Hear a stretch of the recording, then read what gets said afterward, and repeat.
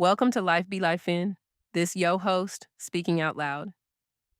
Today's episode is a difficult one, but it's a necessary one. We're talking about what happens when you love someone deeply, but you don't feel protected, chosen, or safe inside the marriage. This isn't about bashing anyone. It's not about villainizing a partner, a family, or a situation. It's about telling the truth, especially the kind we avoid because it hurts. Because some pain doesn't come from the absence of love. It comes from the absence of loyalty. And if you've ever felt like an outsider in your own relationship, if you've ever questioned your worth because your peace wasn't defended, this episode is for you. I want to start with a question that's been sitting heavy on my heart for a long time. Can love to survive without loyalty? For years, I told myself love was enough.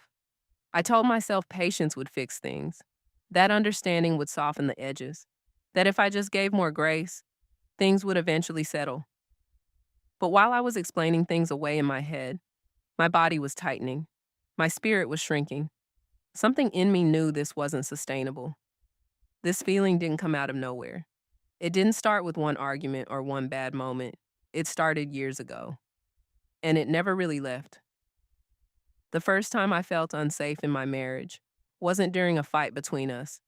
It was when outside voices entered the relationship. Accusations were made about me, claims that I was controlling, abusive, dangerous. None of it was true. None of it was backed by evidence. These lies came from a parent. They spread to extended family. And suddenly my character was being discussed in rooms I wasn't in. What shook me wasn't just what was said, it was what didn't happen. There was no correction, no defense. I was left standing alone in a story that wasn't mine. Silence can be louder than words, and silence in a marriage can feel like abandonment. Over time, a pattern formed. Stories were told about me that didn't match my actions, my character, or my heart. And I learned something painful. Once a narrative is created, it's often easier for people to protect the story than to face the truth.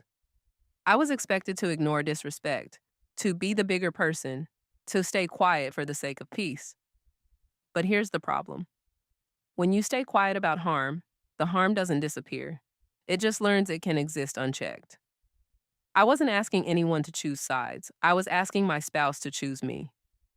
There's a moment in every relationship where you realize whether you're truly partnered or quietly surviving alone. For me, that moment came when disrespect entered my home, when threats replaced dialogue, when fear started living where safety should have been. I was told to stay quiet while being disrespected, to not react while being provoked, to endure things that should never exist in a marriage. There were moments where police became involved, moments where I questioned whether my own home was safe.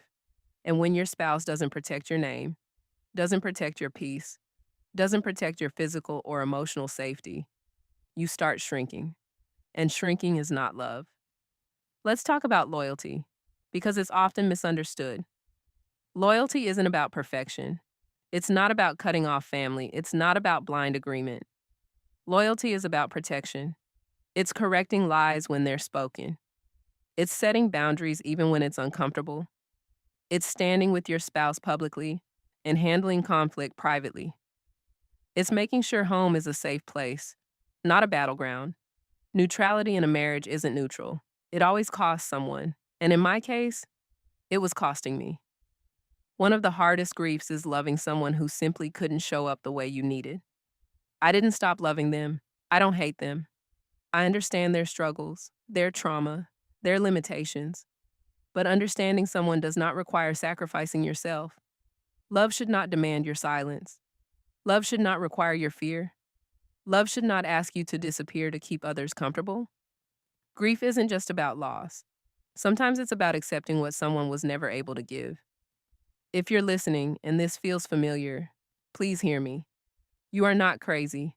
You are not asking for too much. Love without safety isn't love, it's endurance. And you don't exist to endure harm. Thank you for sitting with me in this truth. Thank you for choosing reflection over denial. Until next time, choose peace, choose clarity, and most of all, choose yourself. Choose.